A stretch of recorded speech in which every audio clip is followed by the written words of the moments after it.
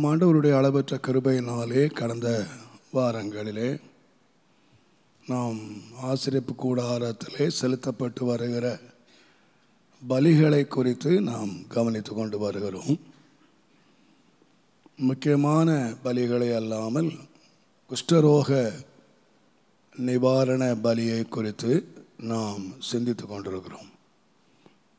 ஒரு குஷ்டரோகி செலுத்த வேண்டிய பலியையும் அவன் மறுபடியுமாக தான் ஆதி நிலையிலே தான் எந்த நிலையிலே அவன் கூடாரத்தை விட்டு வெளியே துரத்தப்பட்டானோ அந்த நிலைமைக்கு மறுபடியும் அவன் கூடாரத்துக்குள்ளே வருவதற்கு அவன் செய்ய வேண்டிய காரியங்களை நாம் ஒன்றொன்றாக நாம் கவனித்து கொண்டு வருகிறோம்.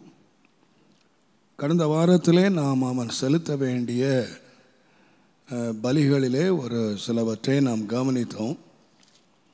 லேவியராகமம் 14ஆம் அதிகாரம் முதல் 7 வசனங்களை நாம் கவனித்தோம். நான் திரும்பவும் அதை நான் வாசிக்கிறேன். 9ஆம் வசனம் வரைக்கும் வாசிக்கிறேன்.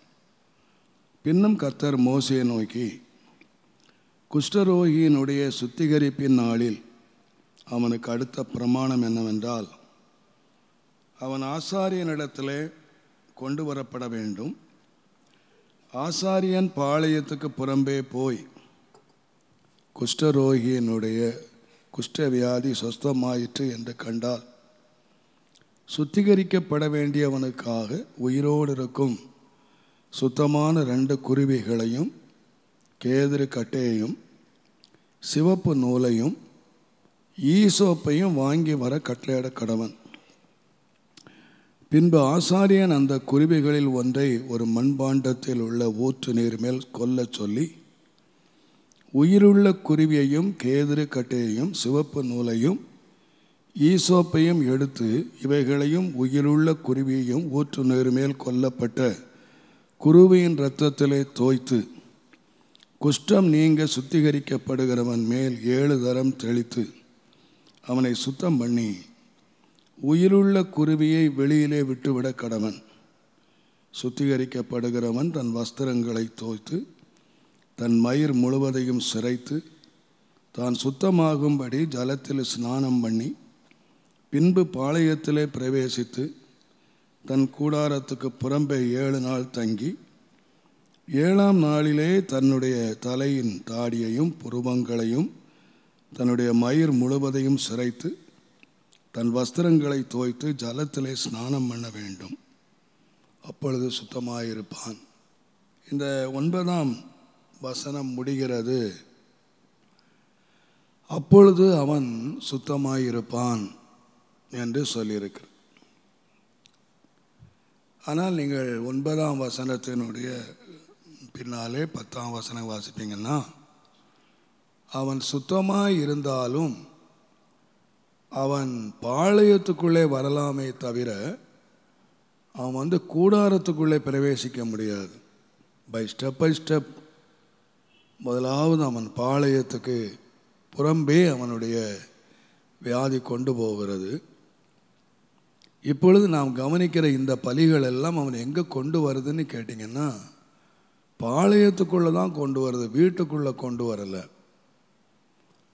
வீட்டுக்குள்ளே வர வேண்டுமானால் அவன் இன்னும் ஒரு விசேஷித்த பலியை அவன் செலுத்தின பிறகுதான் அவன் இழந்து போன அந்த வீடு என்று சொல்லுகிறது ஒரு தலைவன், ஒரு அதிகாரம். அந்த ஒரு வீட்டுக்குள்ளே ஒரு தலைவனாக அவன் இழந்த அதிகாரங்கள், இழந்த மகிமைகளை அவன் திரும்ப பெற்றுக்கொள்ள வேண்டுமானால் 2வதாக ஒரு பெரிய சுத்திகரிப்பு இருக்கிறது என்பதை நாம் பின்னால் உள்ள வசனங்களிலே வாசிக்கிறோம். ஆனால் இப்பொழுது அவன் பாளையத்துக்கு வெளியே இருந்து அவன் பாளையத்துக்கு உள்ளே வருவதற்கு உதவி செய்கிறது 2 குருவிகள். கடந்த வாரத்தில் நான் சொன்னேன், இந்த குருவிகள் ரொம்ப அற்பமானவைகள். எத்தனையோ உலகத்திலே பறவைகள் இருந்தாலும் ஒரு காசுக்கு 2 அடைக்கலான் குருவிகள் விற்கப்படுகிற ஒரு சாதாரண ஒரு குருவியை கொண்டுதான் தேவன் மகிமையானவைகளை செய்கிறதை நாம் வாசிக்கிறோம். இன்றைக்கு நான் இதை யோசித்து கொண்ட வேளையில் 14ஆம் அதிகாரம் 5ஆம் வசனத்தில் ஆசாரியன் அந்த குருவிகளில் ஒன்றை ஒரு மண்பாண்டத்தில் உள்ள ஊற்று நீர் மேல் கொல்ல சொல்லி என்று எழுதியிருக்கிறது. நாம் இதுவரை கவனித்த சமாதான பலி, பாவ நிவாரண பலி, குற்ற நிவாரண பலி, சர்வாங்க தகன பலி, இந்த பலிகளை எல்லாம் நீங்கள் கவனித்தீர்களானால் அந்த பலியை கொல்லுகிற இடம் மிக முக்கியம். லேவியராம் 1ஆம் அதிகாரத்தில் அதை கர்த்தருடைய சந்நிதியிலே கொண்டு வந்து கொல்ல வேண்டும்.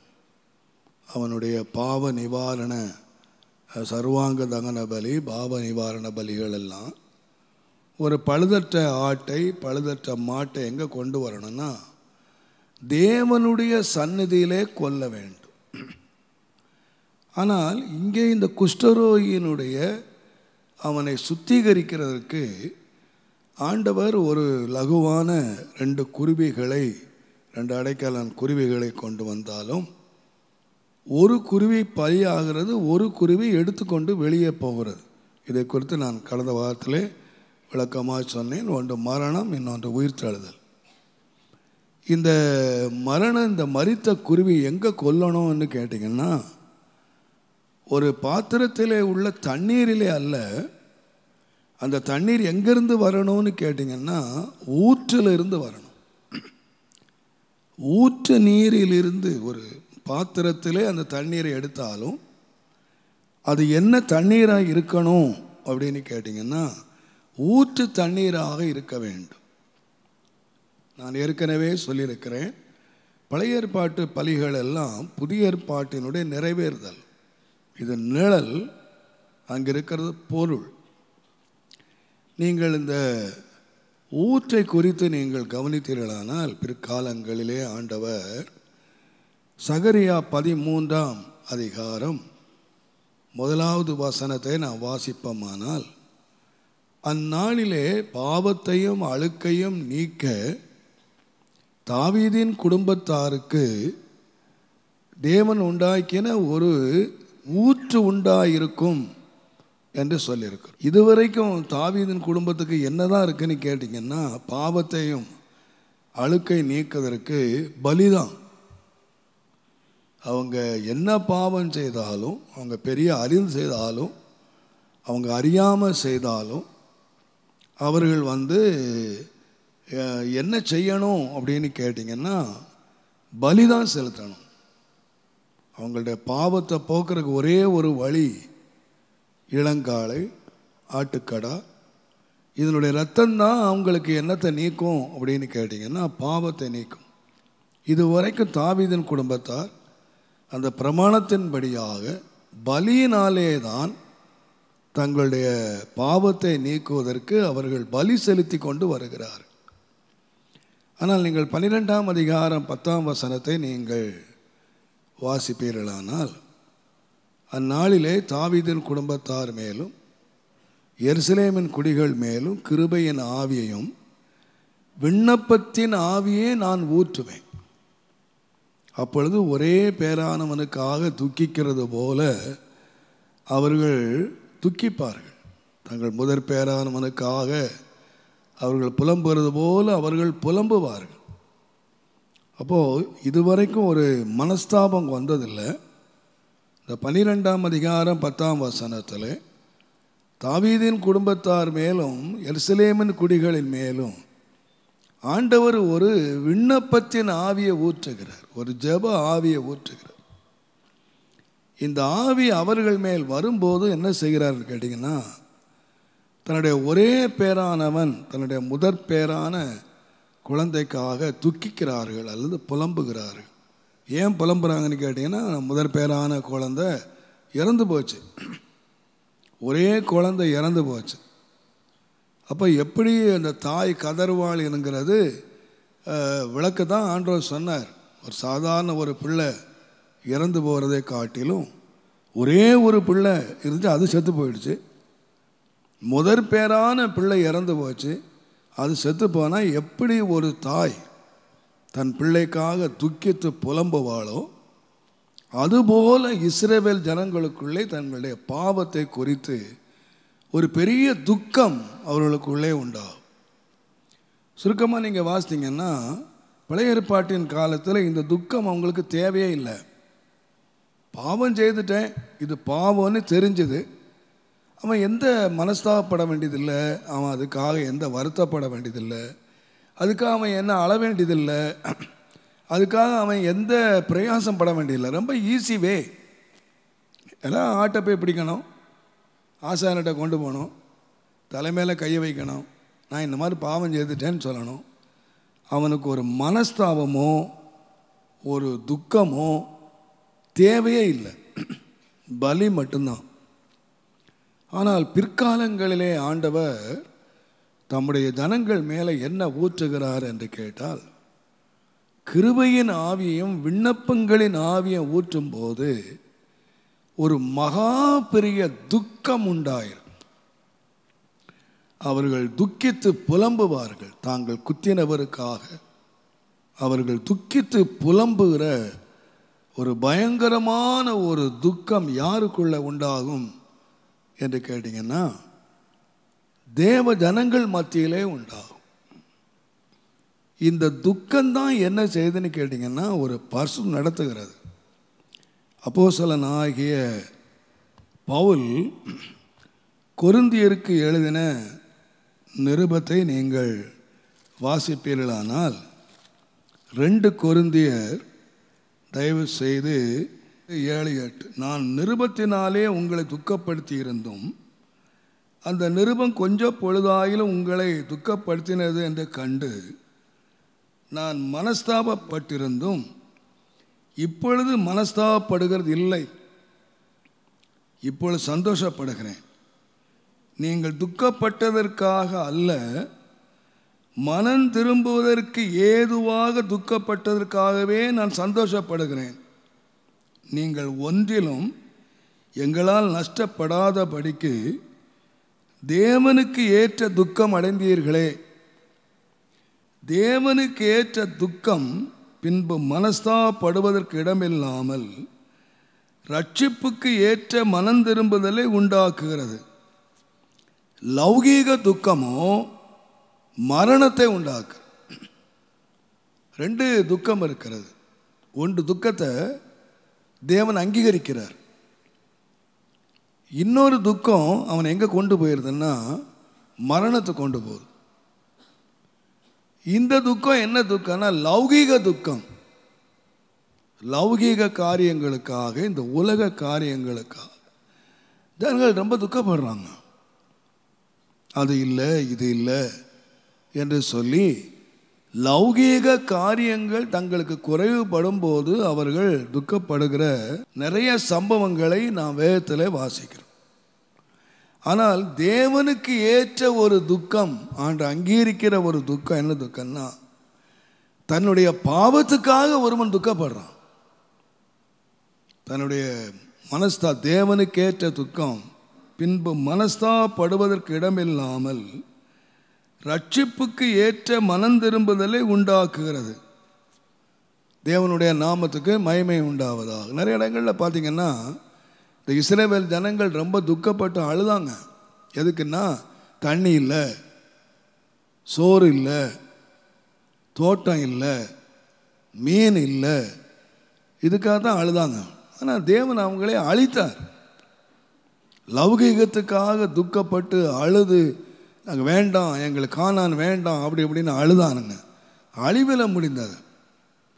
ஆனால் அழிவுக்கு குறிக்கப்பட்ட நினிவே பட்டணத்தார் தங்கள் பாவத்துக்காக துக்கப்பட்டாங்க. நாம் தேவனுக்கு விரோதமாக நாம் இந்த மாதிரி பாவம் செய்து தேவனுடைய கோபாக்கினை சம்பாதிச்சுக்கிட்டோமே என்று சொல்லி தங்களுடைய குற்றத்துக்காக அவர்கள் துக்கப்பட்டு அழுத பொழுது தேவன் மனதிறங்கி வாழ்வு கொடுத்தார். இன்றைக்கு தேவன் எந்த துக்கத்தை வெறுக்கிறார் என்று சொன்னால் உலகத்துக்குரிய துக்கத்தை வெறுக்கிறார். இன்றைக்கு ஜனங்கள் எதுக்கு துக்கப்படுறாங்கன்னு கேட்டிங்கன்னா, இந்த உலகத்தில் ஒரு குறைவு வந்துருச்சுன்னா, ஒரு உலகத்தில் ஒரு கஷ்டம் வந்துடுச்சுன்னா அதுக்காக உட்கார்ந்து அழுறாங்க. ஆனால் தங்கள் வாழ்க்கையிலே வந்து போன பரிசுத்த குறைச்சல்கள், தங்கள் வாழ்க்கையிலே வந்து போன தேவனுக்கு விரோதமான காரியங்கள், இதற்காக துக்கப்படுகிறதில்லை. அதனால்தான் யோவேலான்னு சொன்னால், நீங்கள் உங்கள் வஸ்திரங்களை அல்ல உங்கள் இருதயங்களை கிழித்து கொண்டு பலிபீடத்துக்கு மண்டபத்துக்கு நடுவே அழுங்கள் என்று சொன்னார். நீங்கள் அழுங்கள் என்று சொன்னார். ஆண்டவர் சகரியா 13ஆம் அதிகாரத்தில் பாவத்தையும் அழுக்கை நீக்குவதற்கு ஒரு ஊற்று உண்டாயிருக்கும் அப்படின்னு ஆண்டவர் 13ஆம் அதிகாரத்தில் வாக்கு பண்ணும் பொழுது, 12ஆம் அதிகாரத்தில் எப்போ நீரூற்று உண்டாயிருக்கும்னு சொன்னீங்கன்னா, அவங்க ஒரே பேரானவனுக்காக துக்கிக்கிறது போல அவர்கள் துக்கிக்கிறார்கள். அவங்க புலம்புறாங்க. இந்த புலம்புதலையும் துக்குதலையும் கேட்டு இதுவரைக்கும் பலியினாலே மன்னிப்பு உண்டாச்சு. ஆனால் இப்போ என்ன நினைக்கிறீங்க கேட்டிங்கன்னா, ஒரு ஊற்றினாலே அவர்களுக்கு அந்த மன்னிப்பு உண்டாரு. இந்த மன்னிப்பை குறித்து நீங்கள் எரேமியாவிலே வாசிக்கலாம் அல்லது எபிரேயரிலே வாசிக்கலாம்.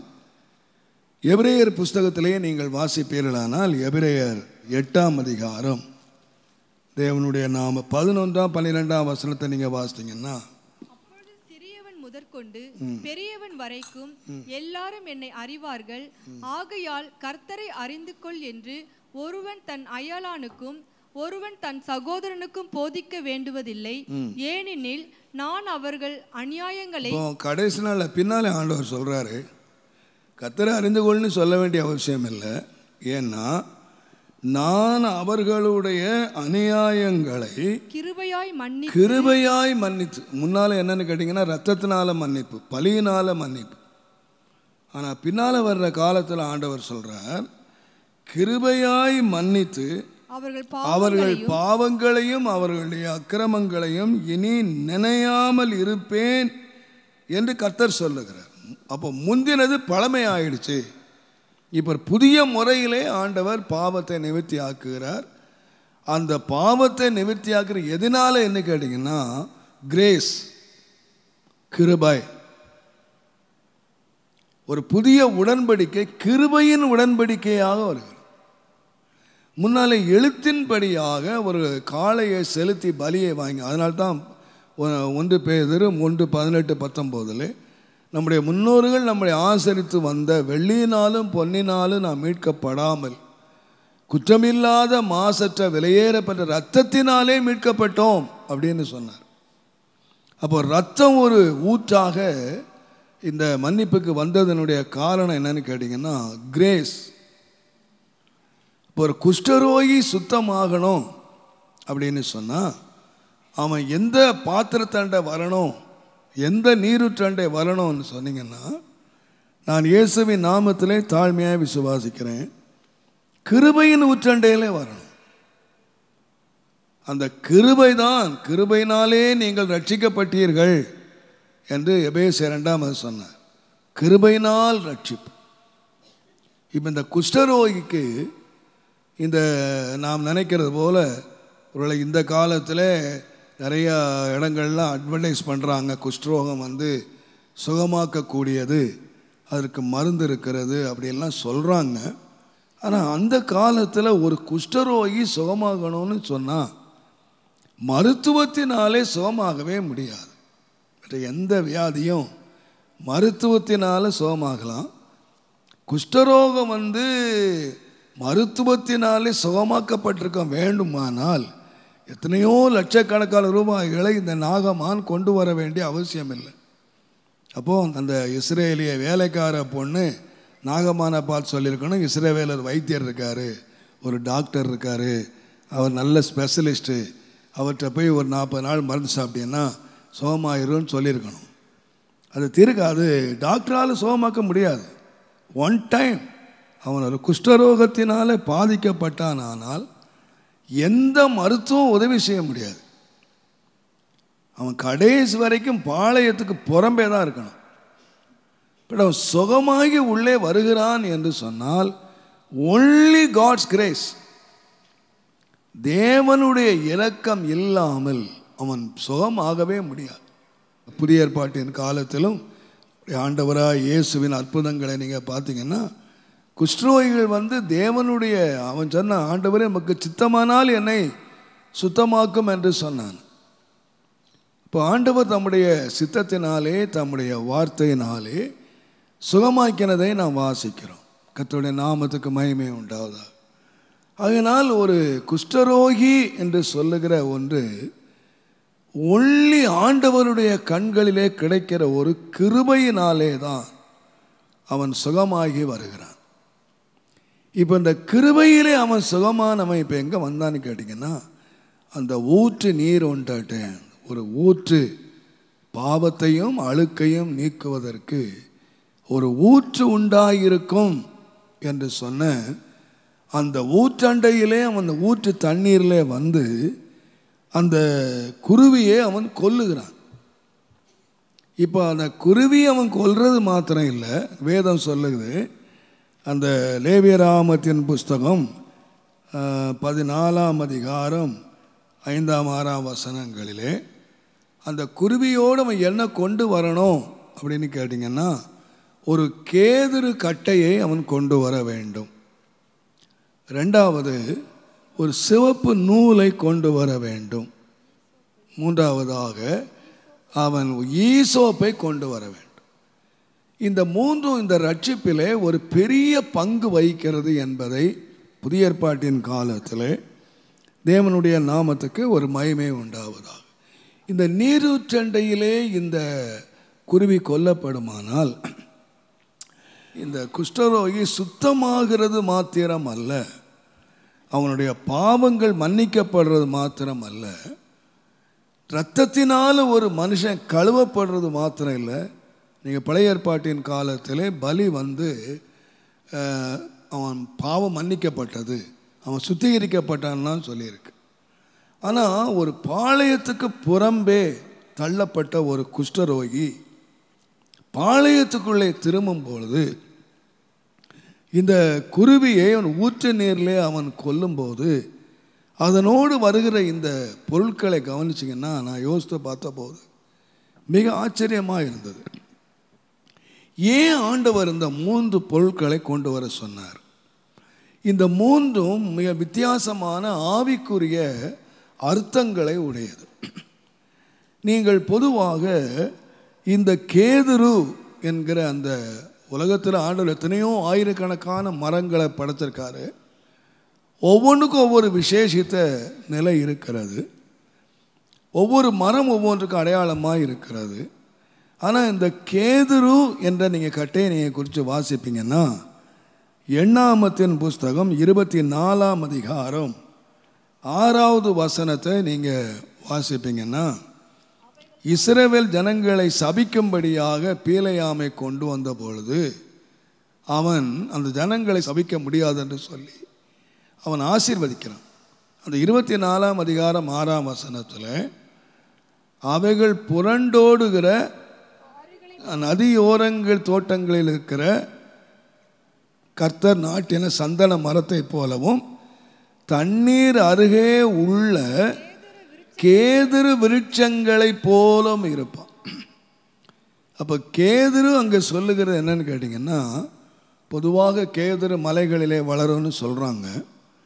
ஆனால் இவன் ஆசீர்வதிக்கும் போது என்ன சொல்கிறான்னு கேட்டிங்கன்னா, கேதுரு மரங்கள் எங்கே இருக்குன்னு கேட்டு, நீங்கள் எப்படி ஆசீர்வாதமாக இருப்பாய் என்று சொன்னால், எத்தனையோ மரங்கள் இருக்குது. சந்தன மரம் வாசனையை கூட்டுகிறது, கேதுரு மரம் செழுமையை காட்டுகிறது. தண்ணீர் ஓரத்திலே நடப்பட்ட கேதுரு மரம் போல இருப்பாய். நம்ம எல்லாருக்கும் தெரியும், தண்ணீர் ஓரத்தில் நடப்பட்ட ஒரு மரம் இலை உதிராதிருக்கிற மரத்தை போல இருக்கும் என்று சொல்லி 1ஆம் சங்கீதத்திலே வாசிக்கிறோம். அவன் தண்ணீர் நடப்பட்டு தன் காலத்திலே தன் கலியை தந்து இலை உதிராதிருக்கிற மரத்தை. அப்போ தண்ணீர் ஓரமாய் இருக்கிற ஒரு மரம் எப்படிப்பட்ட மரம் அப்படின்னு சொன்னால் ஒரு செழுமையின் மரம். அந்த கேதுரு என்று சொல்லுவேன், அந்த பிழையாம் ஆசீர்வதிக்கும் போது தண்ணீர் ஓரமாய் நடப்பட்ட அவன் ஆசீர்வாதத்தை சொல்கிறான், கேதுரு என்று சொல்லுகிறார். அப்போ கேதுரு எதை காட்டுகிறதுன்னு கேட்டிங்கன்னா ஒரு செழுமையை காட்டுகிறது. அது மாத்திரம் அல்ல, நீங்கள் சங்கீதங்களின் புஸ்தகம் 92ஆம் சங்கீதம் 12ஆம் வசனம், 104ஆம் சங்கீதம் 16ஆம் வசனம் இவைகளை நீங்கள் வாசிப்பீர்களானால், நீதிமான் பனையை போல் செழித்து லீபனோனில் உள்ள கேதுருவை போல வளருவான். நீதிமான் லீபனோனில் உள்ள கேதுருவை போல வளருவான். 104ஆம் சங்கீதம் 16ஆம் வசனத்தை வாசித்தீங்கன்னா, அவர் நாட்டின லீபனோனின் கேதுருகளும் சாரத்தினால் நிறைந்திருக்கும். நல்ல சாரம்னா நல்ல செழுமை. இப்போ கேதுரு கட்டையை நீ கொண்டு வரணும் அப்படின்னு சொன்னால், ஒரு குஷ்டரோகி அப்படின்னு சொல்கிறவன் ஒரு எல்லாத்தையும் இழந்த கிழிஞ்ச வஸ்திரம், அழுக்கடைந்த நிலைமை, வீட்டை இழந்து, பாளையத்தை இழந்து, உறவுகளை இழந்து, ஒரு குஷ்டரோகின்னு சொல்கிறவன் என்னன்னு கேட்டிங்கன்னா முழுவதும் இழந்தவன். அவனுக்கு இந்த உலகத்தில் ஒன்றுமே கிடையாது. பார்க்க இன்றைக்கு நம்ம உலகத்தில் இங்கே பார்த்தீங்கன்னா குஷ்டரோகிகள் எங்கே தான் இருக்காங்கன்னா பிச்சைக்காரங்களை தான் இருக்கான். அவங்க ஒரு அருவருக்கப்பட்டவர்கள், உறவுகளை இழந்து எல்லாத்தையும் இழந்துட்டான். ஆனால் இந்த சுத்திகரிப்பு அவனுக்குள்ள என்னத்தை கொண்டு வருதுன்னு கேட்டிங்கன்னா, ஒரு ரட்சிப்பு அல்லது அவனுக்கு ஒரு சுத்திகரிப்பு என்னத்தை கொண்டு வருதுன்னா, அவன் ஒரு குஷ்டரோகியாக இருந்த பொழுது அவன் வறுமையிலையும் அவன் அவமானத்திலையும் எல்லாத்தையும் இழந்த நிலைமையில் இருந்த ஒருவன் கேதுரு கட்டை கொண்டு வருகிறது போல ஒரு செழுமைக்குள்ளே வருகிறான். கர்த்தருடைய பிள்ளைகளாகிய நாம் ஒன்றை அறிந்து கொள்ள வேண்டும். பாவத்திலே நாம் எல்லாவற்றையும் இழந்தவர்களாக இருக்கலாம். ஆனால் ஒரு நீரூற்றண்டையிலே வரும் பொழுது அந்த நீரூற்று சுத்திகரிப்பை மாத்திரம் கொடுக்கறதில்லை. அந்த நீரூற்று ஒரு செழுமையும் கொண்டு வருகிறது. அதனால் தான் அந்த நீரூற்றண்டையில் கேதுருவை நீ கொண்டு வர வேண்டும் என்று சொன்னார். பழைய ஏற்பாட்டிலையும் புதிய ஏற்பாட்டில் நீங்கள் வாசிப்பீங்கன்னா, ஆண்டவர்கிட்ட வரும்போது வெறுமையாய் இருந்தவர்கள் செழுமை உள்ளவர்களாகவே மாறினார்கள். பொதுவாக நீங்கள் இந்த குஷ்டரோகத்தையே நீங்கள் வாசித்தீங்கன்னா, லூக்கா 7ஆம் அதிகாரத்தில் சீமோன் என்கிற ஒருவன் பெரிய விருந்து வைத்தான். அவன் யாருன்னு கேட்டிங்கன்னா எக்ஸ் குஷ்டரோகி. அவர் முன்னாலே குஷ்டரோகியாக இருந்தவர். பாளையத்துக்கு புறம்ப வீட்டுக்கு புறம்பாக்கப்பட்டு எல்லாத்தையும் இழந்து அவர் வெளியே கிடந்து அசுத்தம் தீட்டுன்னு கத்திட்டு கிடந்தவர். அவர் இயேசுவினாலே இப்போ சந்திக்கப்பட்டு அவர் இப்போ ஆசாரியனுக்கு தன்னை காண்பித்து செலுத்த வேண்டிய பலிகள் எல்லாம் செலுத்தி இப்போ எங்கே வந்துட்டாருன்னா கூடாரத்துக்கு வந்துட்டார். இப்போ பிச்சைக்காரன் இல்லை அவன். இப்போ குஷ்டரோகியாக இருந்த ஒருத்தன் இதான் இல்லை, பெரிய விருந்து பண்ணுகிறான். இப்போ சாதாரணமாக அந்த காலத்தில் விருந்து பண்ணணும்னா ஏழைகள் பண்ண முடியாது.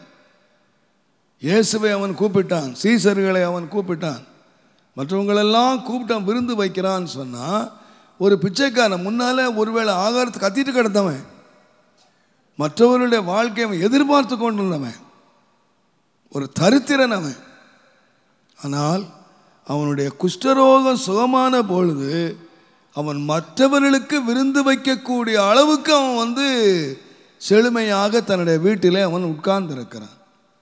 தேவனுடைய ரட்சிப்பு என்று சொல்லுகிறது வெறும் பாவத்தை மாத்திரம் நீக்கிறது அல்ல, நம்முடைய வறுமையும் நீக்கிறது என்று நாம் விசுவாசிக்க வேண்டும்.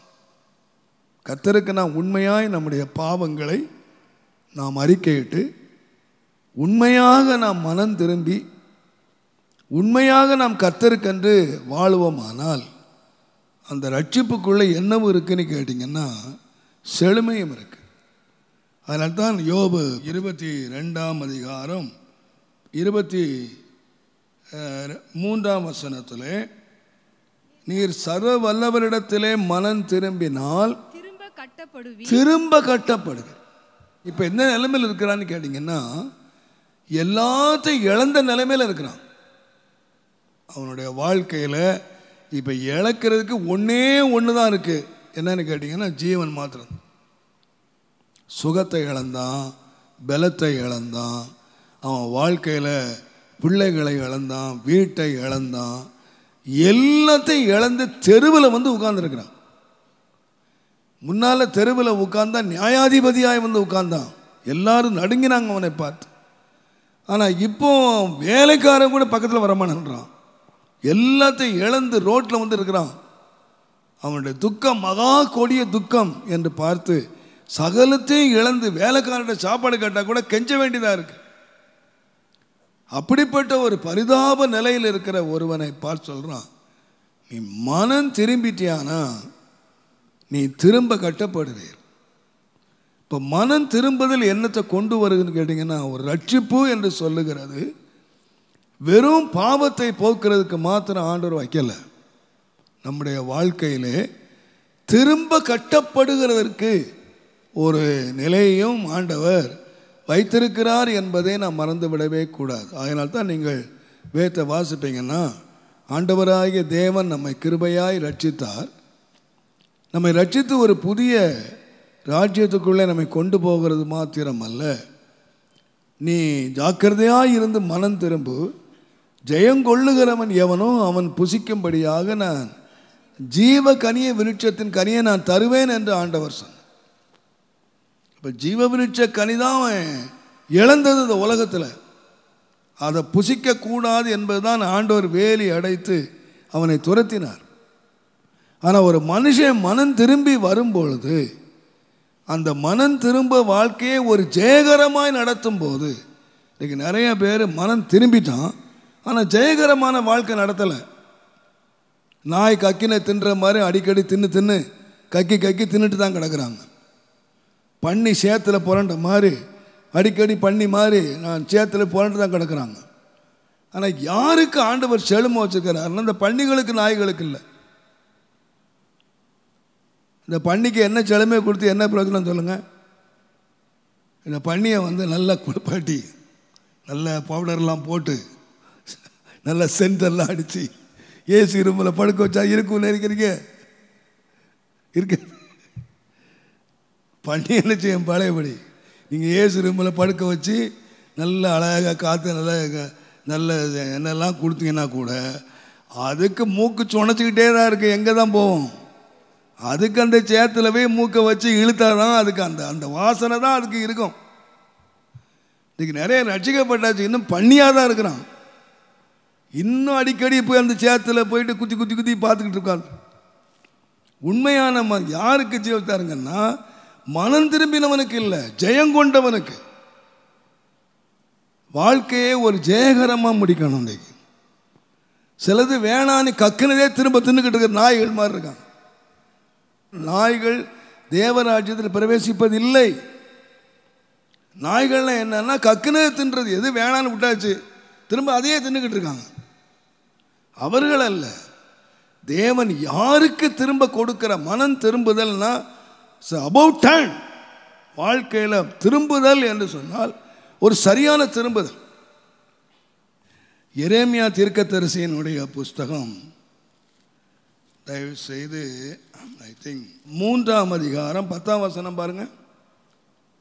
இவைகளையெல்லாம் கண்டும் யூதா என்கிற அவளுடைய சகோதரியாகிய துரோகி கள்ளத்தனமாய் திரும்பினாளே அன்றி முழு இருதயத்தோடும் என்னிடத்தில் திரும்பவில்லை. அப்ப ரெண்டு திரும்புதல் இருக்கு. ஒன்னு கள்ளத்தனமான திரும்புதல், இன்னொன்னு என்னன்னா முழு இருதயமா திரும்புறது.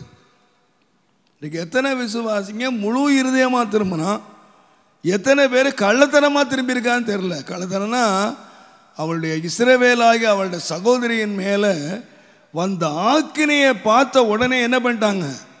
திரும்பினாங்க. கள்ளத்தனமாக திரும்பி தண்டனையை பார்த்து, தேவனுடைய அன்பை பார்த்து இல்லை. தேவனுடைய இரக்கத்தை அந்த 3ஆம் அதிகாரத்தை நீங்கள் வாசித்தீங்கன்னா அவர் தன்னுடைய அன்பை தான் சொல்கிறாரு. உன்னுடைய இள வயதில் இருந்த பக்தி, உன்னுடைய நேசம், நான் இதெல்லாம் நினச்சிருக்கேன், நீ என்னிடத்தில் மனம் திரும்பு அப்படின்னு நேசத்தை காட்டி இழுக்கிறார். ஆனால் இவன் என்ன பண்ணான்னா நேசத்தினால திரும்பல, அடி உதைக்கு பார்த்து திரும்பினான்.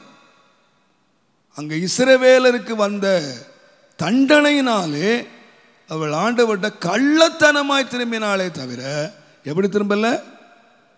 இருதயத்தில் மனம் திரும்பல.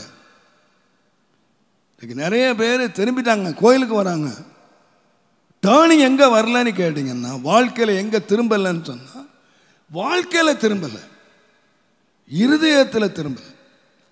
ஆண்டவர் எதை பார்க்குறாருன்னு கேட்டிங்கன்னா, நீ கோயிலுக்கு வரியா, ஒழுங்காக பிரசங்கம் கேட்குறியா, எவ்வளவு நேரம் கோயிலில் உட்கார்ந்துருக்க, இதெல்லாம் வெளியரங்கமான காரியங்களை பார்க்கல. பழைய ஏற்பாட்டின் காலத்தை நீங்கள் வாசிங்கன்னா நம்மளை விட சரங்காச்சாரத்தில் தேர்னவனுங்க. ஒழுங்க சமயத்துக்கு தொழுக, காலை மாலை அந்தி சந்தி மத்தியான வேலையெல்லாம் தொழுக, அவங்களுடைய வஸ்திரங்கள் எல்லாம் மாறிச்சு. ஆனால் என்னதான் மாறலன்னா இருதயம் தான் மாறல. இன்றைக்கி நிறைய கர்த்தருடைய பிள்ளைகளுடைய எதில் மாற்றம் வரலன்னா வாழ்க்கையில் மாற்றம் வரல, ஜீவியத்தில் மாற்றம் வரல. வேணுமான ட்ரெஸ்ஸில் மாற்றம் வந்துடுச்சு. முன்னால் சினிமா கோட்டைக்கு போனாங்க, இப்போ கோயிலுக்கு வராங்க, அவ்வளோதான் வித்தியாசம். வார்த்தையிலே மாற்றம் கிடையாது, வாழ்க்கையிலே மாற்றம் கிடையாது. அவங்க என்ன நினைக்கிறாங்கன்னா கர்த்தர் என்ன ஆசீர்வதிக்கணும், ஒரு நாள் நடக்காது. ஆண்டவர் எதை பார்க்குறாருன்னா அவனுடைய இருதயம் என்ன. கள்ளத்தனமாக சமயத்துக்கு ஏற்ற மாதிரி, ஆளுக்கு ஏற்ற மாதிரி, இடத்துக்கு ஏற்ற மாதிரி வேஷம் போடுற பச்சோந்திகள் இன்றைய கிறிஸ்தவத்தில் நிறைய ஆகிட்டாங்க. ஆண்டவருக்கு தெரியும் எது பச்சோந்தி, நிறத்துக்கு ஏற்ற மாதிரி, சமயத்துக்கு ஏற்ற மாதிரி, ஆளுக்கு ஏற்ற மாதிரி, இடத்துக்கு ஏற்ற மாதிரி வேஷம் போடுற வேஷதாரிகளை ஆண்டவர் அறிவார். அதனால தான் ஆண்டவர் சொன்னார், நீ கள்ளத்தனமாக திரும்பின, நீ முழு இருதயம் திரும்பல. அதுதான் மனம் திரும்புதல் சொல்கிறத, முழு இருதயத்தோடு என்ன திரும்பப்பா, உன்னுடைய இருதயத்தை நான் பார்க்கட்டும். அன்றைக்கு நினைவே பட்டணத்தார் திரும்பும்போது அவருடைய திரும்பிட்டாங்கன்னு சொல்லி அவருடைய கிரியைகளை ஆண்டவர் பார்த்தார், ஹார்ட்டை பார்த்தார், அவங்க லைஃப்பை பார்த்தார், அவங்க ஜீவியத்தை பார்த்தார். அப்போ தான் தேவன் அங்கே ஒரு ஆசீர்வாதத்தை ஊற்றினதை நாம் பார்க்கிறோம். அவர்களை விடுதலை ஆக்கினதும் அவர்களை நிறைவேற்றினதும் நாம் பார்க்கிறோம். தேவனுடைய நாமத்துக்கு மகிமை உண்டாவதா. இந்த நல்ல நாளிலே இந்த கர்த்தர் இந்த பாவ மன்னிப்போடு என்னத்தை வச்சிருக்கிறார் என்று சொன்னால் ஒரு செழுமையும் வச்சிருக்கிறார் என்பதை நீங்கள் மறந்துவிடவே கூடாது. கர்த்தர் நம்மை ஆசீர்வதிக்கணும். தேவன் நம்முடைய பாவங்களை மாத்திரமல்ல, நம்முடைய தரித்திரங்களையும் தேவன் நீக்கி இருக்கிறார், அதை சுமந்திருக்கிறார் என்பதை நீங்கள் மனதிலே கொள்ள வேண்டும். தேவனுடைய நாமத்துக்கு மகிமை உண்டாவதாக. கேதுரு மரம் ஒரு செழுமை மாத்திரம் அல்ல. இந்த கேதுரு என்ன நினைக்கிறீங்கன்னா, நான் விசுவாசிக்கிறேன் 2 சாமுவேல் 7ஆம் அதிகாரம் 2ஆம் வசனத்தை நீங்கள் வாசித்தீங்கன்னா, தாவீது ராஜா சொல்கிறான், நான் கேதுரு மரத்தினால் செய்யப்பட்ட வீட்டிலே வாசம். அப்போ அரண்மனை கட்டியிருக்கிறான்.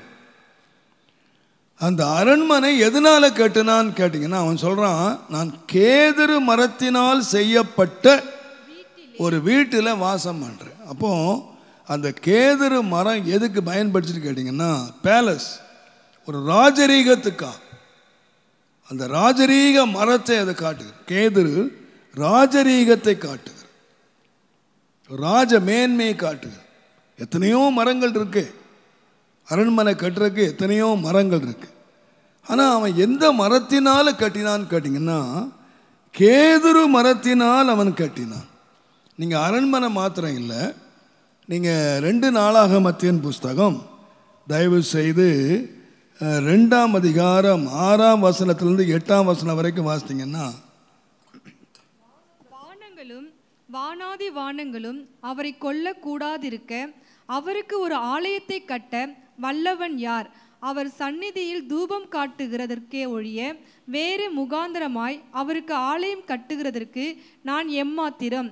இப்போதும் என் தகப்பனாகிய தாவீது குறித்தவர்களும் என்னிடத்தில் யூதாவிலும் எருசலேமிலும் இருக்கிறவருமாகிய நிபுணரோடு பொன்னிலும் வெள்ளியிலும் பாருங்க, லீபனோனில் இருந்து கேதுரு மரங்களை வெட்ட அவன் தேவனுடைய ஆலயத்துக்கு என்ன மரம் கேட்டான் அப்படின்னு கேட்டீங்கன்னா, லீபனோனில் இருந்து கேதுரு மரங்கள். இப்போ நீங்கள் இதுலேருந்து நீங்கள் வாசிங்க கேட்டிங்கன்னா, அரண்மனை கட்டுவதற்கும் கேதுரு தான் உபயோகம் பண்ணப்பட்டிருக்கிறது. தேவாலயம் கட்டும் போதும் தேவனுடைய நாமத்துக்கு மகிமை உண்டாவதாக கேதுரு மரம்தான் உபயோகப்படுத்தப்பட்டிருக்கு.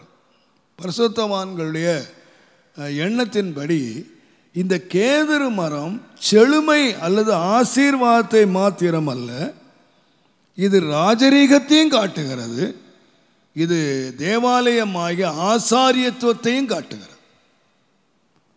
ஒரு குஷ்டரோகி மீட்கப்படும் பொழுது, ஒரு குருவியினால் மீட்கப்படும் போது அவன் 3 ஆசீர்வாதங்களை அவன் இங்கே இந்த கேதுரு கட்டையின் மூலமாய் பெற்றுக்கொள்ளுகிறான். ஒன்று அவனுடைய செழுமை அல்லது அவனுடைய ஆசீர்வாதம், தேவனுடைய நாமத்துக்கு மகிமை உண்டாவதாக. ரெண்டாவதாக கர்த்தருடைய நாமத்துக்கு மகிமை உண்டாவதாக செழுமை மாத்திரம் அல்ல, ஒரு ராஜரீகம், அரண்மனை வாழ்வு. அந்த கேதுரு ஒரு அரண்மனையை காட்டுகிறது. மூன்றாவதாக தேவனுடைய ஆலயமாகிய ஆசாரியத்துவத்தை காட்டுகிறது. அதனால்தான் வெளிப்படுத்தலே நான் வாசிக்கும் போது, நம்மிடத்திலே அன்பு கூர்ந்து நம்முடைய பாவங்களற நம்மை கழுவி நம்மை ராஜாக்களும் ஆசாரியர்களும் ஆக்கினார் என்று சொல்லி வெளிப்படுத்தின விசேஷம் 1ஆம் அதிகாரம் 6ஆம் வசனத்திலே நாம் வாசிக்கிறோம். நம்மை கழுவினது மாத்திரம் இல்லை, இயேசு நம்மை இரத்தத்தினால கழுவிட்டார் என்று மாத்திரம் இல்லை, நம்மை தேவனுக்கு முன்பாக நம்மை யாரா மாற்றிட்டார் என்று கேட்டீங்கன்னா, ராஜாக்களும் ஆசாரியர்களுமாக மாற்றினார். அதனால் தான் அதை அப்போஸ்தலனாகிய பவுல் எபேசியர் நிருபத்தில் 2ஆம் அதிகாரத்தில் 5ஆம் வசனத்தில், அக்கிரமங்களினாலும் மரித்தவர்களாயிருந்த நம்மை கிறிஸ்துவுடனே கூட உயிர்ப்பித்தார், கிருபையினாலே ரட்சிக்கப்பட்டீர்கள் என்று சொல்லி 7ஆம் வசனத்தில், கிறிஸ்து இயேசுவுக்குள் நம்மை அவரோடே கூட எழுப்பி உன்னதங்களிலே அவரோடே உட்கார வைத்தார். தேவன் எங்கே உட்கார வச்சார் என்று கேட்டிங்கன்னா, ஒரு உயர்ந்த ஸ்தலத்தில் உட்கார வச்சார், உன்னதங்களிலே உட்கார வச்சார். அப்போ ரட்சிப்பு என்று சொல்லுகிறது, நீங்கள் தப்பாக விளங்கி கொள்ளக்கூடாது, ஏதோ பாவத்தை மன்னிச்சிட்டாரு, என் பாவத்தெல்லாம் மீட்டாரு அப்படின்னு மாத்திரம் இல்லை. நீங்கள் அந்த 3ஆம் வசனத்தில் நாம் அந்த காலத்தில் நாம் அழிவுக்கு பாத்திரராக இருந்தோம். ஆனால் தேவன் தம்முடைய இரக்கத்தினாலே நம்மை மீட்டு எடுத்து நம்ம எங்கே கொண்டு வச்சிட்டாருன்னு கேட்டிங்கன்னா, உயரத்தில் கொண்டு வந்து வச்சிட்டார், உன்னதங்களிலே கொண்டு போய் உட்கார வைத்தார். பொதுவாக நாம் இந்த ஞானஸ்நானத்தை பற்றி பேசும்போது 1 பேதுரு 3ஆம் அதிகாரம் 21ஆம் வசனத்தில் நல்ல ஒரு வார்த்தை இருக்கிறது. நீங்கள் படித்தவர்கள் 1 பேதுரு 3:21 அதற்கு ஒப்பனையான ஞானஸ்தானமானது 20ஆம் வசனத்தில் பாருங்க, அந்த ஆவிகள் பூர்வத்திலே, பின்னால் உள்ள மட்டும் வாசிக்கிறேன், அந்த பேழையிலே சிலராய் 8 பேர் மாத்திரம் பிரவேசித்து ஜலத்தினாலே காக்கப்பட்டார்கள். எதனால காக்கப்பட்டாங்க? பேழையினாலே, ஜலத்தினாலேயா? நீங்களும் நானும் எழுதியிருந்தால் எப்படி எழுதியிருப்போம்? பேழையினாலே, பேழைக்குள்ளே பிரவேசித்தாங்க, பேழையினாலே காக்கப்பட்டார்கள் அப்படின்னா நீங்களும் நானும் எழுதியிருந்தால் எழுதியிருப்போம். ஆனால் வேதம் மிக திட்டமாக எழுதி வச்சிருக்கு, பேழைக்குள்ளே பிரவேசித்தாங்க, பேழையினால் காக்கப்படலை. எதனால காக்கப்பட்டாங்கன்னா, ஜலத்தினால காக்கப்பட்டாங்க. இந்த ஜலம் உங்களுக்கு என்ன பண்ணிச்சுன்னு கேட்டிங்கன்னா, 2 காரியம் செய்துச்சு. ஒன்று, இதே ஜலம்தான் இவங்களை பாவிகளை எல்லாம் கர்த்தர் கீழ்ப்படியாதவங்களை தேவ கோபாக்கினை நிறைவேற்றி அழிச்சது, நிர்மூலம் பண்ணிச்சது. அதே வேளையில் இந்த பாவ பிரசன்னத்திலிருந்து அவங்கள மேலே கொண்டு போச்சு. இந்த பூமியில் ஒருவேளை நீங்கள் மழையே பெய்து, இந்த மழை பெய்து இந்த பேழை மட்டும் கீழே இருந்திருந்தா அவ்வளோ பேரும் போட்ட உடைச்சி உள்ளே போயிருப்பான். ஆனால் இந்த தண்ணி என்ன பண்ணுச்சுன்னா இந்த எல்லாத்துக்கும் மேலாக தூக்கி கடைசியில் எங்கே கொண்டு போச்சுன்னு கேட்டிங்கன்னா எல்லாத்துக்கும் உயரத்தில் கொண்டு போய் அரராத்து மலையில் வச்சு. அப்போ இவன் கண்ணை திறந்து பார்க்கும்போது அவங்க ஆண்டவருடைய வார்த்தை கீழ்ப்படிந்து அவர்கள் பேழைக்குள்ள பிரவேசித்த இடம் ஒரு சமபூமி, ஒரு தரையில் தான் பிரவேசித்தாங்க. ஆனால் இப்போ அவங்க ரட்சிக்கப்பட்டு வெளியே வரும்போது அவங்க எங்கே நிற்கிறாங்கன்னு கேட்டிங்கன்னா ஒரு உன்னதமான இடத்துல போய் நிற்கிறாங்க, ஒரு உயர்ந்த இடத்துல போய் நிற்கிறாங்க. சங்கீதக்காரன் சொல்லும்போது கூட உளையான சேற்றிலே இருந்த எண்ணெய் ஆண்டவர் தூக்கி எடுத்து கன்மலையின் மேல் நிறுத்தி வைத்தார் என்று சொன்னார். அப்போ ஒரு பாவியை ரட்சிக்கப்படும் போது வெறும் ரட்சித்து அங்கே விட்டுறதில்லை, அவனை எங்கே கொண்டு போயிடுறாருன்னு கேட்டிங்கன்னா ஒரு உன்னதமான இடத்துக்கு கொண்டு போயிடுறார். நாம் இன்றைக்கு நம்ம ரட்சிக்கப்பட்டோன்னு சொன்னால் கூட நமக்குள்ள ஏன் அந்த ரட்சிப்பினுடைய மேன்மை தெரிலன்னா நாம் ஒரு இடம் மாறிட்டோங்கிறது நமக்கு தெரியல. நமக்கு ஒரு உயர்ந்த இடத்துக்கு நாம் போயிட்டோம் அப்படின்னு நமக்கு தெரிய மாட்டேங்குது. பாருங்கள், பிரதானா பாருங்கள், நம்மளோட கூட தான் ஒருத்தர் இருக்க வச்சுக்கோம். அவர் இப்போ எலெக்ஷனில் நின்று பிரதமராக ஆயிட்டாருன்னு வச்சுக்கோம். இந்திய பிரதமராக நம்ம ஆள் ஒருத்தர் மாறிட்டார். அவர் என்னத்தை மாற்றிக்கணும்? பேச்சை மாற்றிக்கணும்.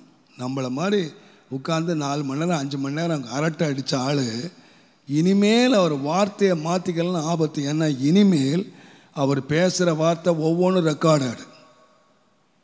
சாதாரணமாக இருக்கும்போது என்ன வேணாலும் பேசிக்கலாம். அவர் போடுற ட்ரெஸ்ஸு ரொம்ப கவனம். அவர் எல்லாத்திலுமே உயர்ந்த இடத்துல இருக்கணும், இல்லைன்னா நாரி போயிடும் எல்லாம். குயின் விக்டோரியா ராஜ பரம்பரையில் பிறந்தவங்க. அவங்க தான் அடுத்த குயின், சிங்காசனத்தில் வர போகிறாங்க. ஆனால் எங்கே தான் படித்தாங்கன்னு கேட்டிங்கன்னா சாதாரணமாக எல்லா பிள்ளை படிக்கிற இடத்துலாம் படிக்க வச்சாங்க. அவங்க படிக்க வைக்கும்போது சேர்க்கும்போது அந்த டீச்சருக்கு கண்டிப்பான உத்தரவு கொடுக்கப்பட்டது, இவ தான் அடுத்த குயின் அப்படின்னு நீ சொன்னியானா உன் தலையே போயிடும். அவட்ட என்ன சொல்லக்கூடாதுன்னா இவ தான் தனக்கு அடுத்த குயின் அப்படின்னு சொல்லக்கூடாது அப்படின்னு சொல்லி அவங்கள அந்த சாதாரண பிள்ளைகளோடு தான் படிச்சுக்கிட்டு இருந்தாங்க. இந்த அம்மாவுக்கு ஒரே அரிச்சல். அம்மா சொல்லுவாங்கல்ல, ஒரு ரகசியம் சொல்லணும்னா ஒரு அம்மாட்ட சொல்லிட்டா போதுமா, அது போயிடுமா எங்க வேண்டாம், வாட்ஸ்அப் மாதிரி. கர்த்தர் அங்கே ரகசியமே இருக்காது இல்லை, அவங்களுக்கு அடக்கிறது ரொம்ப கஷ்டம். ஒரு நாள் அந்த குயின் விக்டர் அந்த பிள்ளைகிட்ட கேட்டாங்களாம், நீ வருங்காலத்தில் ஒரு குயினாக வந்துட்டா நீ தான் குயினாக வரப்போகிறத என்ன செய்வ? நீ தான் குயினாக வரப்போகிற, ராஜ அரண்மனையிலேருந்து வர நீ தான் குயினாக வரப்போகிற அப்படின்னா நீ எப்படி நடந்துக்குவேன்? என் ட்ரெஸ்ஸை மாற்றிக்குவேன், என் ஸ்டைலை மாற்றிக்குவேன், என் பேச்சை மாற்றிக்குவேன். என்ன மாற்றிக்குவேலாம்? நம்ம ராஜாக்கள் ஆகிட்டோம், நமக்கு எதுவுமே மாற மாட்டேனுது. பேச்சும் மாற மாட்டேனுது, ட்ரெஸ்ஸும் மாற மாட்டேனுது, எதுவுமே மாற மாட்டேனுது. எல்லாம் அப்படியே வச்சுக்கிட்டு ராஜாவாயிரும் நினைக்கிறோம். அவள் ராஜாவாயிருவேன்னு தெரிஞ்ச உடனே பேச்சை மாற்றிருக்கலாம், ராஜா மாதிரி பேசுவாளாம், ராஜா மாதிரி நினைப்பாங்களாம். அவங்க ராஜா ஆயிட்டாங்க. உலகத்தை திறம்பட ஆண்ட குயின்களில் the best queen queen Victoria. எல்லாத்தையும் மாற்றிட்டாங்க. கர்த்தருடைய நாமத்துக்கு மகிமையும் கனமும் உண்டாவதாக. ஒரு முறை தன்னுடைய ஹஸ்பண்டுக்கிட்ட ஒரு காரியம் நடக்கணும், அதை சொன்னாங்களாம். அவர் சொன்னாரா, எனக்கு முடியாதுன்னாரு. 2-3 வாட்டி சொன்னாங்க. அவர் இப்படியாட்டார். நேராக செங்கோலை எடுத்துகிட்டு சிங்காசனத்தில் உட்காந்துட்டு ஐ ஆம் த குயின் ஆஃப் பிரிட்டிஷ். இப்போ மனைவி சொல்லலை, இந்த பிரிட்டிஷ் கவர்மெண்டினுடைய ராணி சொல்கிறேன் அப்படின்னாடா. இங்கிலாந்து ராணி அவ்வளோதான் கை கட்டி வேலைச்சுதாரு போய். இப்போ அவங்களுக்கு தெரியும் நம்ம எங்கே இடத்துல இருக்கிறோன்னு. நம்ம அந்த குயின் என்ற ஒரு கிரீடம் அவங்கள உயர்ந்த இடத்துல உட்கார வச்சிருக்கு. நாம் வந்து பாருங்கள், நமக்கு ஆண்டவர் சிங்காசனம் போட்டு கொண்டு உட்கார வைக்கல, பட் நம்முடைய இதுக்கான பெருமைக்காக நான் சொல்லலை. நம்ம எல்லாரும் இனிமேல் குயின் ஆகிட்டோம், இனி கீழே பார்க்காதீங்கன்னு நான் சொல்லலை. நமக்கு தெரியணும் நம்முடைய ஸ்தானம் என்ன. அதனால தான் பவுல் சொன்னார், நீங்கள் மேலானதை தேடுங்க. நீங்கள் இயேசுவோடு எழுந்துட்டீங்க அப்படின்னா ஒரு உயர்ந்த நிலையை நீங்கள் யோசிங்க. கர்த்தர் என்னை உயர்ந்த நிலையை கொண்டு போயிட்டார், என்னை உயர்ந்த நிலையில் வச்சிருக்கிறாரு. என்னுடைய மேன்மையான இடம் என்ன? இன்னும் நான் அப்படியே இருப்பேன் அப்படின்னா அது வந்து நம்முடைய வாழ்க்கையை முன்னேற்றாது. தேவனுடைய நாமத்துக்கு மகிமை உண்டாது. ஆகையினாலே இந்த கேதுரு கட்டை நமக்கு இந்த குஷ்டரோகிக்கு ஒரு பெரிய பாடத்தை சொல்லுது. இனி இதுவரைக்கும் தீட்டுன்னு கத்திட்டு கிடந்த ஒரு தனி மனிதன், ஆனால் இனி நீ தீட்டு நீங்கினவன் மாத்திரம் இல்லை, நீ யாருன்னு கேட்டிங்கன்னா ஒரு ராஜா, ஒரு ஆசாரியன், ஒரு உயர்ந்த இடத்துக்கு நீ வந்திருக்கிற, ஒரு உயர்ந்த இடத்துல நீ உட்கார்ந்துருக்க. அந்த உயர்ந்த நிலையை நீ காத்துக்க, அந்த உயர்ந்த நிலையை நீ பார்த்துக்க. நான் என்ன சின்ன வயசில் எங்கள் வாத்தியார் சொல்லியிருக்கிறாரு, சில காரியம் சொல்கிறேன் உங்களுக்கு. ஒரு ராஜகுமாரன் வந்து ஒரு பெண்ணை வந்து விரும்பினானா. அப்போது இந்த அம்மா அந்த சொன்னானா, இந்த பொண்ணை நான் கட்டிக்க போகிறேன் அப்படின்னு. அப்போது அந்த அம்மா சொன்னாங்களா, ஏய் போயும் ஒரு பிச்சைக்காரியிடையே கட்ட போகிற, ஒரு ஏழை பொண்ணை கட்ட போறியே, நீ யார் தெரியுமா? நீ வந்து ஒரு சிங்காசனத்துக்கு உரியவன், நீ வந்து ஒரு உயர்ந்த நிலைமைக்கு நீ இருக்க வேண்டியவன். இப்படி போய் ஒரு தாழ்ந்த நிலையில் உள்ள ஒரு பெண்ணை நீ கட்ட போற. இல்லைம்மா, அவள் வந்து நீ இப்போ நினைக்கிற அவள் தாழ்ந்தவான்னு சொல்லி உண்மையாகவே அவள் ராஜகுமாரி தான். ஒரு ராஜகுமாரியாக இருந்து அவள் நிலைமையில் அவள் கஷ்டப்படுறா. நான் எத்தனையோ சோதனை பண்ணியிருக்கேன், அவள் ராஜகுமாரி தான். அப்போ அவள் ராஜகுமார்த்தியான்னு சொல்லி நான் ஒரே ஒரு ராத்திரி அவளுக்கு டெஸ்ட் வைப்பேன். அந்த டெஸ்ட்டில் அவள் ஜெயித்துட்டா அப்படின்னா நான் வந்து அவளை நான் ஏற்றுக்கொள்கிறேன் அப்படின்னு. சரிம்மா அப்படி அரண்மனை கூப்பிட்டாலாம். அரண்மனை கூப்பிட்டு எல்லா உபசரணையும் அவங்களுக்கு பண்ணி ஒரு அழகான ஒரு பெட்டு, ரொம்ப பியூட்டிஃபுல் பெட், ரொம்ப அழகு, அப்படி ஜோடித்த ஒரு பெட்டில் ராத்திரி தூங்குமான்னு சொல்லி விட்டாலாம். உன்னை யாரும் டிஸ்டர்ப் பண்ண மாட்டாங்க, நல்லா தூங்குன்னு. இவா காலையில் விடிஞ்ச உடனே கண்ணெல்லாம் வீங்கி போய் கேட்டால, ஏன் ராத்திரிலாம் தூங்கலையான்னு. ராத்திரி தூக்கமே வரல. ஏன் தூங்கலைன்னு சொன்னால, இல்லை என்னவோ தெரியல, அந்த பெட்டு கீழே என்னவோ அழுத்துது. அந்த பெட்டு கிழந்துச்சுன்னா ஒரே ஒரு பட்டாளி வச்சுருந்தாளா இந்த குயின் தாய். இந்த பட்டாளி அழுத்துற கூடவளுக்கு என்ன தெரியுது? நம்மளை இந்த பெட்டில் படுக்க வச்சா. பட்டாளி என்னையா பண்ணியவே பெட்டு. அப்பா ராஜாரோட மேலே கிடச்சிக்கடா சோக்கு அப்படின்னு தூங்கிட்டு இருப்போம். அப்போ அவளுக்கு இந்த மாதிரி பெட்டில் என்ன செய்து படுத்து பழக்கம் இருக்கு. பழக்கம் இருக்கனால தான் ஒரு சின்ன ஒரு டிஸ்டர்ப் கூட, ஒரு சின்ன பட்டாணி கீழே இருக்கிற கூட தெரிஞ்சிருக்கு அவளுக்கு. ஓ, இங்கே படுக்க முடியல, ரொம்ப அழுத்தம். கர்த்தருடைய நாமத்துக்கு மகிமை உண்டாவதா. அவள் சொன்னாளா, இவதாட்ட அவன் மனைவி. உண்மையாகவே இவன் யார் தான்? ராஜகுமார்த்தி தான். இன்றைக்கி நமக்கு சுகங்கண்ட இடம் சொர்க்கம். நல்ல ஒரு சின்ன ஒரு சாப்பாடு கிடச்சிட்டா போதும், ஐயோ ஒரு ஃப்ரெண்டு கிடச்சிட்டா போதும், பேசுகிறதுக்கு வள கொல ஒரு ஏதாவது ஒன்று கிடச்சிட்டா போதும், நமக்கு நம்ம நிலையவே மறந்துடணும்.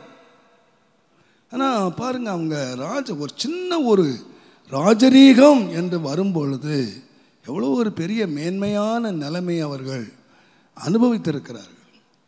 அதனால தான் கர்த்தர் நினைக்கணும், நம்ம நினைக்கணும், நம்ம யாருன்னு கேட்டிங்கன்னா ஒரு உயர்ந்த இடத்துல இருக்கிறோம்,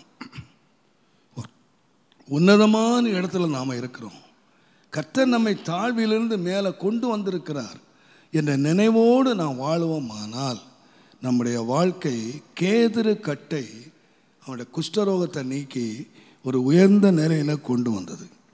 அது மாத்திரம் அல்ல, நீங்கள் சிவப்பு நூலை கொண்டு வர வேண்டும் என்று சொல்லியிருக்கிறது. சிவப்பு நூல் நமக்கு தெரியும். யோசுவா 2ஆம் அதிகாரம் 17ஆம் வசனத்தில் ஒரு வேசியாகிய ராகாப் வீட்டுக்குள்ளே அவங்க போனாங்க. அவங்க வெளியே வரும்போது அவளுக்கு ஒரு சிவப்பு நூலை கொடுத்தாங்க, கயிறை கொடுத்தாங்க. இதை ஜன்னலில் நீ கட்டி வைக்கணும். நாங்கள் எரிகோ பட்டணத்தை பிடிக்கும்போது எல்லாரும் எரிகோ எதையுமே தப்பு வைக்கக்கூடாது, அத்தனையும் சாகடிக்கணும், அத்தனையும் கொன்றணும். அதான் தேவனுடைய கட்டளை. ஆனால் இந்த ஜன்னலில் நீ கட்டி வச்சிருந்தியானா இந்த வீட்டுக்குள்ளே நீ யாரை சேர்க்க முடியுமோ சேர்த்து வச்சுக்க. உங்கள் அப்பா, உங்கள் அம்மா, உங்கள் பாட்டி, தாத்தா, யார் உறவு முடியும் இந்த வீட்டுக்குள்ளே எவ்வளோ பேர் பிடிக்கிறாங்களோ அவ்வளோ பேரையும் வீட்டுக்குள்ளே வச்சுக்க. யாரெல்லாம் வீட்டுக்குள்ளே இருக்கிறாங்களோ இந்த சிவப்பு நூல் கட்டப்பட்ட இந்த கயிறில் யாரெல்லாம் இருக்கிறாங்களோ அவர்கள் எல்லாரும் கோபாக்கினைக்கு தப்பினவர்கள். அப்போ இந்த சிவப்பு நூல் எதை காட்டுகின்ற கேட்டால் செழுமையை மாத்திரம் அல்ல, இந்த தேவனுடைய கிருபை நீரூற்றண்டையிலே வருகிற ஒருவனுடைய பெரும் தண்டனையிலிருந்து அவனை தப்புவிக்க, பெரிய கோபாக்கினையில் இருந்து.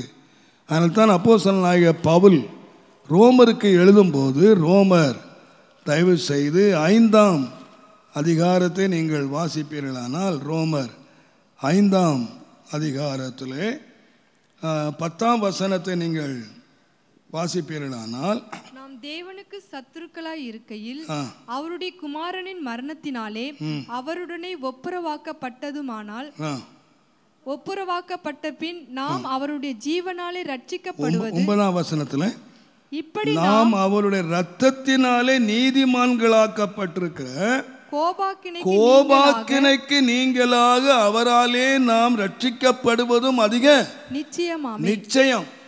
அப்போ எப்போ என்ன கேட்டீங்கன்னா, இந்த சிவப்பு நூல் கட்டி இருக்கிற அந்த வீட்டுக்குள்ள இருக்கிற வரைக்கும் தான். அந்த வீட்டை விட்டு ஒருத்தன் வெளியே வந்துட்டான் அப்படின்னு சொன்னால் அவனுக்கு என்னதான்? அழிவுதான். ரட்சிப்பு, நான் சிவப்பு நூல் என் வீட்டில் கட்டியிருந்தேன் பிரதர், தற்சயமாக வெளியே வந்தேன், அப்போ பார்த்து இவனுங்களும் வந்துட்டான், தீர்த்து கட்டிடுவான். அதனால தான் நீங்கள் ரட்சிப்பை நீங்கள் வாசித்தீங்கன்னா, ஞான ஸ்நானம் பெறும்போது ஒருத்தன் கிறிஸ்துவுக்குள்ளே வருகிறான்.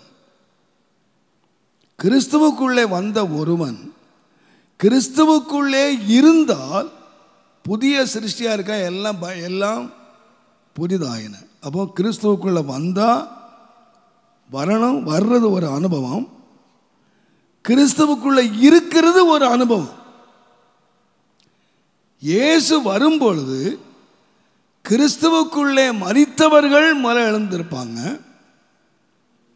கிறிஸ்துவுக்குள்ளே இருக்கிற நாம் உயிரோடு எழும்போம். அப்போ இயேசு வரும்போது நாம் எங்கே இருக்கணும்?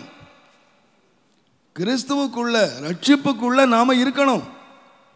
அது எப்போ நடக்கும்னு கேட்டிங்கன்னா, ஒரு இமைப்பொழுதில், ஒரு நிமிஷத்தில், ஒரு இமைப்பொழுது நடக்கும்போது, அது வரும்பொழுது நீங்கள் எங்கே இருக்கணும்? இப்போதான் பிரதர் வெளியே வந்தேன், அதுக்குள்ளே போயிடுச்சு. தேவனுடைய நாமத்துக்கு மகிமையும் கனமும் துதியும் உண்டாவதாக. இன்றைக்கி ஒரு ஒரு ஆக்சிடெண்ட்டை பற்றியாக நாங்கள் பேசிக்கிட்டு இருந்தோம். அப்போது அவர் சொன்னார், நல்ல காரில் வந்துக்கிட்டு இருந்தாங்க.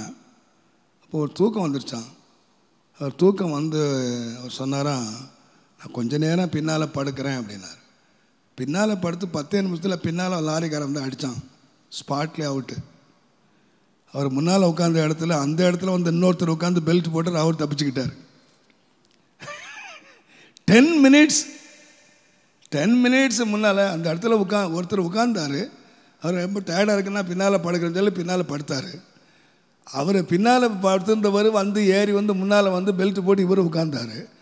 பின்னால் படுத்திருந்தவன் முன்னால் வந்து உட்காந்து பெல்ட் போட்டு பொழைச்சிக்கிட்டான். பெல்ட் போட்டு உட்கார்ந்தவன் பின்னால் படுத்தான் பாரு. 10 நிமிஷத்தில் பின்னால் லாரிக்காரன் வந்து அடித்தான் காலியா. அப்போ அதே மாதிரி தான் அவர் ரட்சிப்பு இருக்க போகுது.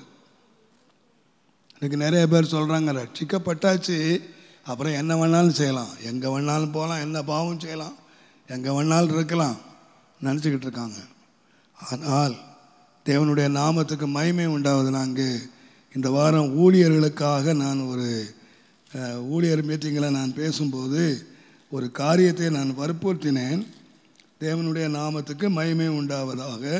1 தீமோத்தேயு 4ஆம் அதிகாரம் 16ஆம் வசனத்தில் உன்னை குறித்தும் உபதேசத்தை குறித்தும் எச்சரிக்கையாயிரு, இவைகளிலே நிலை கொண்டிரு, இப்படி செய்வாயானால் உன்னையும் உபதேசத்தை கேட்பவர்களையும்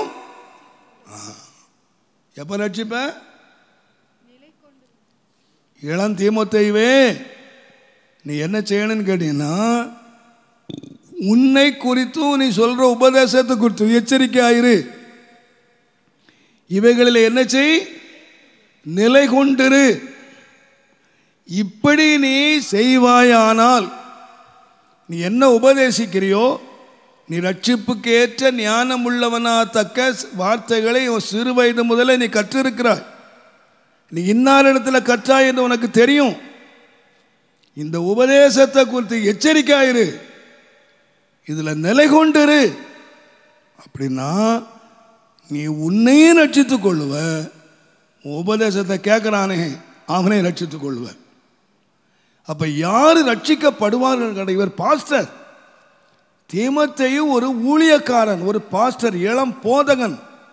இந்த போதகனுக்கு மூத்த போதகம் எழுதுறான், நிலை கொண்டிரு, ரட்சிப்பில் நிலை கொண்டிரு, உபதேசத்தில் நிலை கொண்டிரு, நீ கேட்ட காரியங்கள் நிலை கொண்டிரு, நீ உபதேசத்தில் நிலை கொண்டிரு. இருந்தாதான் நீ என்ன செய்ய முடியும்? ரட்சிக்கப்பட முடியும்.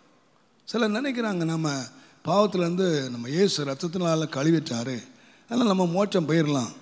மோட்சம் போக மாட்டேன், மோசம் போயிடுவேன். நம்ம மோசம் போயிடக்கூடாது, நம்ம மோட்சம் போகணும். அதுக்கு என்னென்னா உபதேசம் நிலைச்சிரு, ரட்சிப்பில் நிலைச்சிரு. அந்த நிலைத்திருக்கும். அதனால தான் சிவப்புக்காரர் என்ன சொல்லுதுன்னா அவன் ஸ்ட்ரிக்டாக சொன்னான், நான் வரும்போது இந்த வீட்டுக்குள்ளே யார் யார் இருப்பாங்களோ அவங்க மட்டும்தான் தப்புவாங்க, வெளியே யார் இருந்தாலும் நாங்கள் ரத்தப்பழிக்கு உத்தரவாதிகள் இல்லை, நீ என்ன பேர் வச்சிருந்தாலும் உத்தரவாதிகள் இல்லை. ஒரே ஒரு காரியம், அந்த வீட்டுக்குள்ளே யார் யார் இருக்கிறாங்களோ அவர்கள் மாத்திரம் தேவனுடைய நாமத்துக்கு மகிமை உண்டாவதாக அவர்கள் ரட்சிக்கப்படுவார்கள். இந்த சிவப்பு நூல் நம்மை ஒரு பெரிய இந்த ரட்சிப்புக்குள்ளே பெரிய கோபாக்கனையினுடைய ஒரு விடுதலை இருக்கிறது மாத்திரமல்ல. இன்னும் ஒன்றை சொல்லி அடுத்த பாயிண்ட் நம்ம அடுத்த முறை கவனிக்கலாம். அங்கே அடுத்தது கொண்டு வந்தது ஈசோப்பு. இந்த ஈசோப்பு நீங்கள் வாசித்தீங்கன்னா இந்த ஈசோப்பு வந்து ஒரு சின்ன ஒரு பூண்டு அல்லது ஒரு செடி. இது வளர்கிற இடம் 1 ராஜாக்கள் 4ஆம் அதிகாரம் 23ஆம் வசனத்தை வாசித்தீங்கன்னா சுவரிலே முளைக்கும் ஈசோப்பு அப்படின்னு எழுதியிருக்கு. இதுக்கு வந்து ஒரு நிலம் தேவையில்லை. இது வந்து எங்கே முளைக்கும்னு கேட்டிங்கன்னா நம்ம பாருங்க, நிறைய சுவரில் வந்து இந்த அரச மரம், அந்த ஆலமரம்லாம் முளைச்சிருக்கும் பார்த்தீங்களா, காக்கா கொண்டு அங்கங்கே தூக்கி போட்டு செடி முளைச்சிருக்கும். இதை மாதிரி சுவரிலே முளைக்கிற ஒரு அற்பமான ஒரு சுவரில் முளைக்கிறது கேட்டிங்கன்னா வேறு இல்லாமல் சீக்கிரம் பட்டு போயிடும். அதுக்கு வந்து ரொம்ப நீண்ட காலம்லாம் கிடையாது. மரம் மாதிரி 100 வருஷம் இருந்துச்சு, 500 வருஷம் இருந்துச்சு, 50 வருஷம் இருந்துச்சுலாம் அப்படி சொல்ல முடியாது. ஒரு சுவரிலே முளைக்கிற ஒரு அற்பமான ஒரு செடி. ஆனால் இந்த ஈசோப்பை நீங்கள் எடுத்தீங்கன்னா இந்த குஷ்டரோகியினுடைய ஒரு சுத்திகரிப்பிலே இது மிக முக்கியமான ஒரு பங்கு வகிக்கிறது. ஏன்னு கேட்டிங்கன்னா நீங்கள் யாத்திராகமத்தின் புஸ்தகம் 12ஆம் அதிகாரம் 22ஆம் வசனம் நினைக்கிறேன், ஈசோப்பு தண்டிலே அந்த பஸ்கா ஆட்டு ரத்தத்தை தெளித்து இதை என்ன செய்யணும்னு கேட்டிங்கன்னா, வாசல் நிலைக்கால்களிலெல்லாம் நீங்கள் தெளிக்கணும். ரத்தத்தை நீங்கள் எதில் முக்கி தெளிக்கணும்னு கேட்டிங்கன்னா, ஈசோப்பு கொழுந்துகளிலே நீங்கள் அதை ரத்தத்தை தோய்த்து இதை நீங்கள் தெளிக்கணும். தேவனுடைய நாமத்துக்கு மகிமை உண்டாகாத. நீங்கள் உற்று கவனித்தீர்களானால் நல்லா விளங்கும். ஈசோப்பு ஒரு சாதாரணமான ஒரு அற்ப ஒரு செடி. ஆனால் இந்த அற்ப செடியை தேவனுடைய தாசர்கள் கையில் இது பயன்படுத்தப்படும் பொழுது இது மற்றவர்களுடைய ஆக்கினைக்கு எச்சரிக்கையை உண்டாக்கி அல்லது மற்றவர்களுக்கு ஆசீர்வாதமாய் மாறுகிறது. ஒரு கிறிஸ்தவ வாழ்க்கை என்று சொல்லுகிறது நமக்கு மாத்திர செழுமையும் நமக்கு மாத்திர ஆசீர்வாதமாக இருக்கிறதல்ல, நாம் மற்றவர்களுக்கு ஆசீர்வாதமாய் மாறுகிற ஒரு வாழ்க்கை ஒரு பாவியினுடைய விடுதலையிலே இருக்கிறது. ஒரு பாவி பாவத்திலிருந்து மாத்திரம் விடுதலை பெறல, கோபாக்கினிலிருந்து விடுதலை பெறுகிறான், தரித்திரத்திலிருந்து விடுதலை பெறுகிறான். தேவனுடைய நாமத்துக்கு மகிமை உண்டாவதாக. சமீபத்தில் ஒரு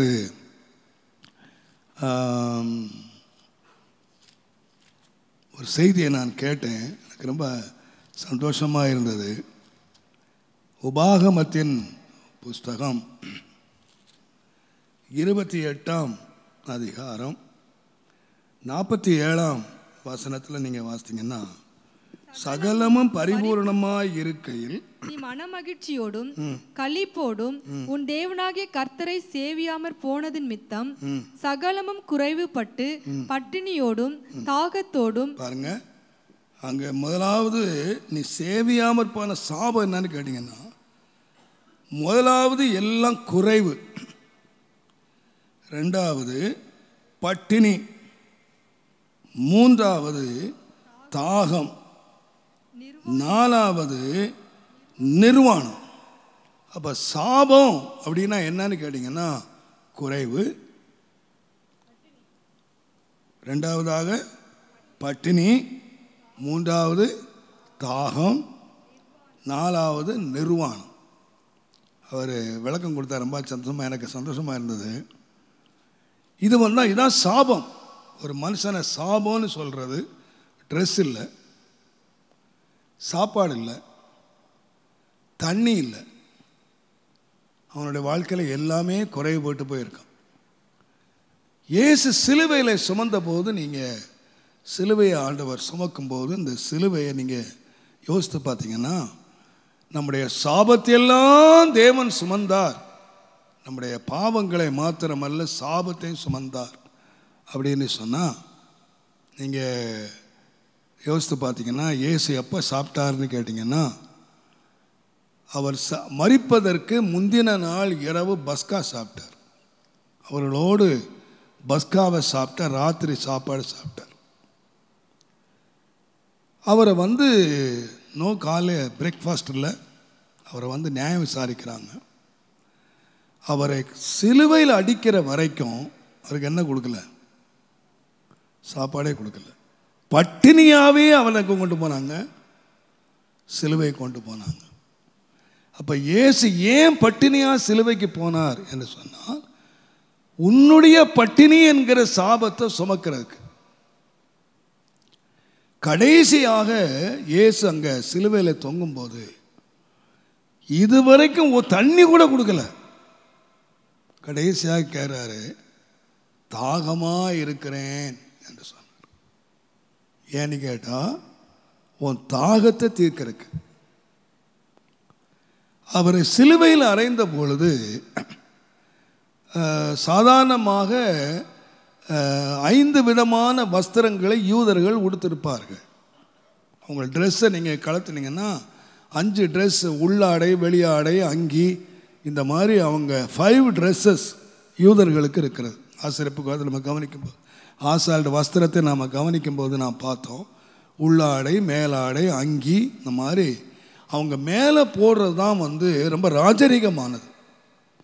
இந்த இயேசுவினுடைய மேலஸ்திரத்தை நீங்கள் பார்த்தீங்கன்னா, மேல் தொடங்கி கீழ் வரைக்கும் ஒரே இதாக நெய்யப்பட்டிருந்தது. அது கிழிக்க முடியாது. ஆகையினால அந்த வஸ்திரத்தை அவங்க சீட்டு போட்டாங்க, யாருக்கு இது வரும் அப்படின்னு சீட்டு போட்டாங்கன்னு சொல்லியிருக்கு.